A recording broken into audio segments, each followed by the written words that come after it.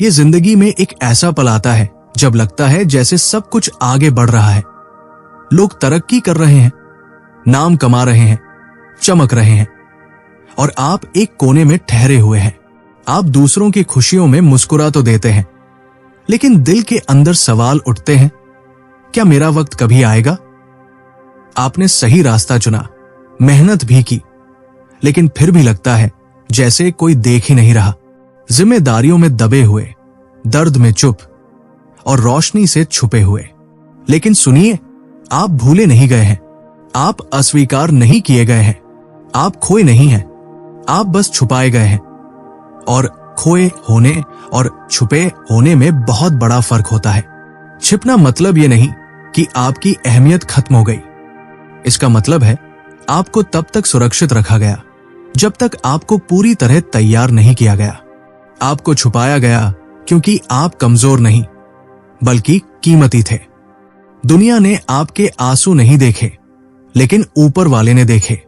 किसी ने नहीं देखा जब आपने बिना सराहना के कुर्बानियां दी, लेकिन वो सब बेकार नहीं गई। आप पीछे नहीं छूटे थे, आपको तराशा जा रहा था। जिन मुश्किलों से आप गुजरे, उन्होंने आपको तोड़ा नहीं, उन्होंने आपको शुद्ध किया। जिन दबावों में आप थे, उन्होंने आपको मिटाया नहीं, उन्होंने अंदर से ताकत दी जो दुनिया नहीं देख सकती। अब वो समय आ रहा है, नए रूप में नहीं, बल्कि असली रूप में दुनिया के सामने आने का। आपका सफर दूसरों को प्रभावित करने के लिए नहीं था, बल्कि खुद को अडिग बनाने के लिए था। जब यीशु धरती पर थे, तो वो शोहरत के पीछे नहीं भागे, वो मंचों पर नहीं चढ़े, वो रेगिस्तानों से गुजरे, तूफानों से गुजरे, दर्द से गुजरे। क्योंकि असली पहचान तालियों में नहीं बनती, समर्पण में सामने आती है। और ठीक वैसे ही आपका असली रूप अब तैयार हो रहा है। वो आप जिसने चुपचाप सहा, जिसने ईमानदारी चुनी जब कोई देख नहीं रहा था, जिसने हार मानने की जगह चलते रहने का फैसला लिया। अब उसी रूप को दुनिया को दिखाना है। अगर आप सोचते हैं कि आपका सफर इतना कठिन, निजी और दर्द भरा क्यों रहा, तो समझ लीजिए, आपको किसी पल के लिए नहीं, बल्कि एक मकसद के लिए तैयार किया जा रहा था। दर्द या तो आपको तोड़ता है या बना देता है, और फर्क पड़ता है कि आपने दर्द में किस भावना से पुकारा। जब सब मुक्ति मांग रहे थे, आपने मकसद मांगा। जब आप तूफान में थे, आप चाहते थे समझना कि ये भीतर क्या आकार दे रहा है, और यही आत्मिक परिपक्वता की पहचान है। यीशु ने जब बाग में घुटनों पर प्रार्थना की और उन्हें पता था कि क्रूस का समय करीब है, तो उन्होंने ये नहीं कहा, इसे हटा दो। उन्होंने कहा, तेरी इच्छा पूरी हो। यही वो पुकार है जो आराम से ऊपर उठ चुकी होती है। और जब आपने अपने जीवन के बाग में ये चुना, क्यों मैं से हटकर किस लिए पूछा, तो आप गहराई में प्रवेश कर चुके थे। आपने सुविधा की जगह अर्थ चुना, और इसीलिए आप आज भी टिके हुए हैं। सच्चाई यही है कि असली बदलाव तब नहीं आता जब चीजें हमारे मन मुताबिक चले। असली बदलाव तब आता है जब हम विपरीत हालातों में भी हिम्मत दिखाते हैं।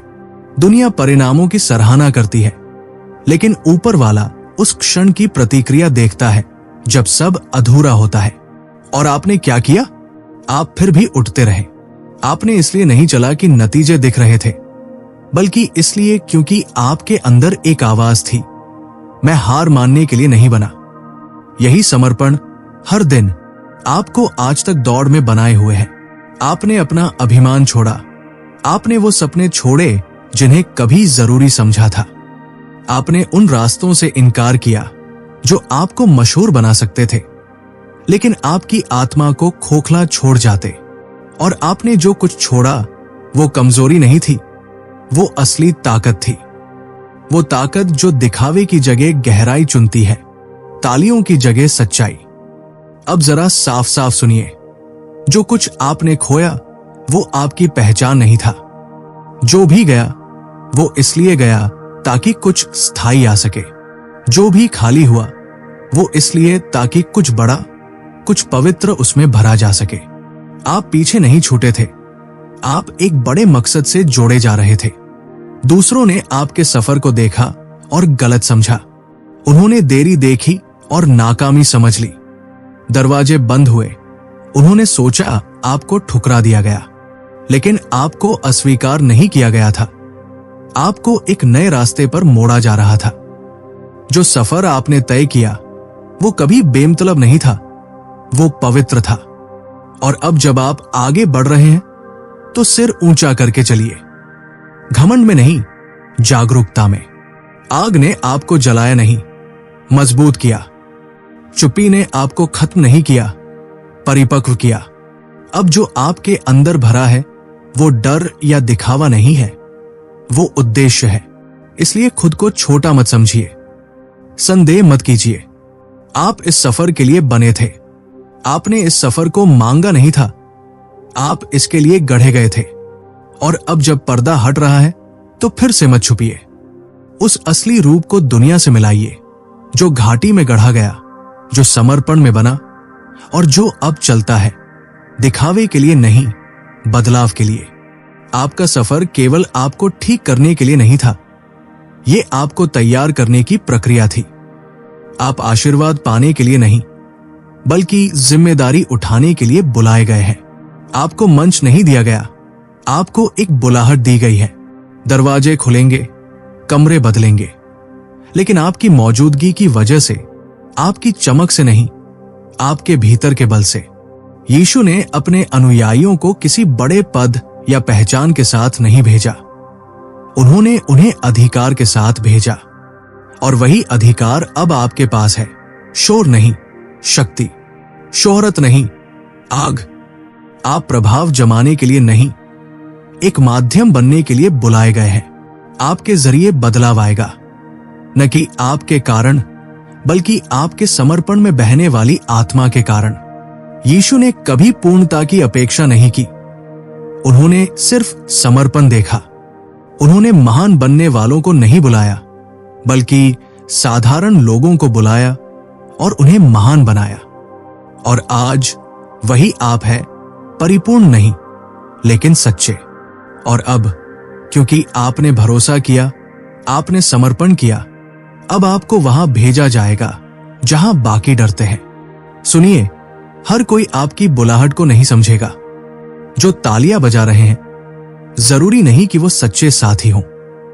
अपनी आत्मा की रक्षा कीजिए, अपने सर्कल को संभालिए। ये अगला अध्याय बहुत पवित्र है, इसे हल्के में लेने वालों से बचाइए। यीशु भीड़ से अलग होकर प्रार्थना करने जाते थे ताकि जुड़ाव बना रहे, क्योंकि ताकत अगर पवित्रता के बिना हो तो वो खतरनाक होती है।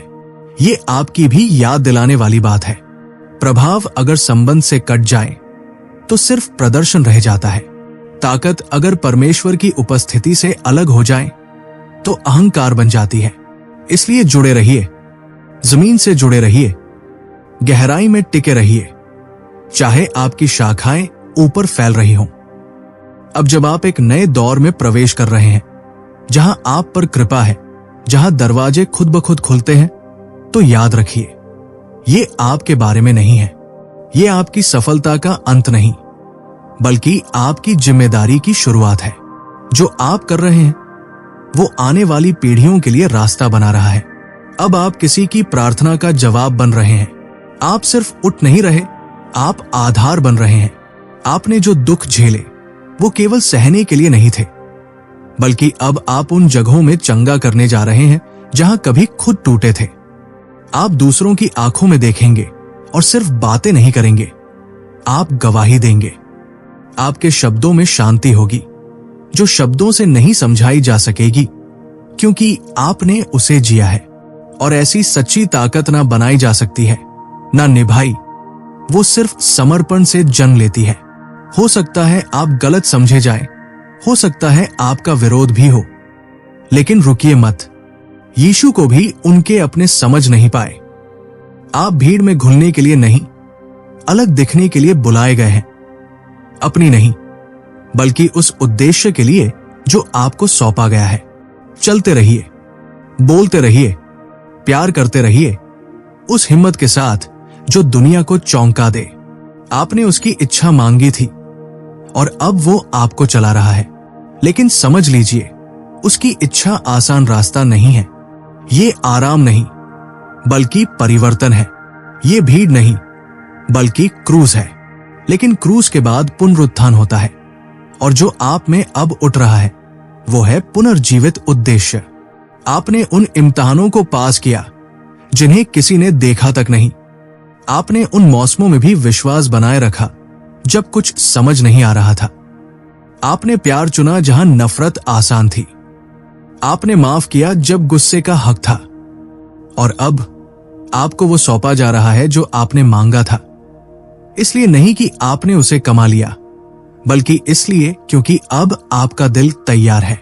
तो उठिए, घमंड में नहीं, गर्व में नहीं, आत्मविश्वास में, ये जानकर कि आप चुने गए हैं, तैयार किए गए हैं, अभिषेक किए गए हैं। और जैसे जैसे आपकी पहुंच बढ़ेगी, आपकी जिम्मेदारी भी बढ़ेगी।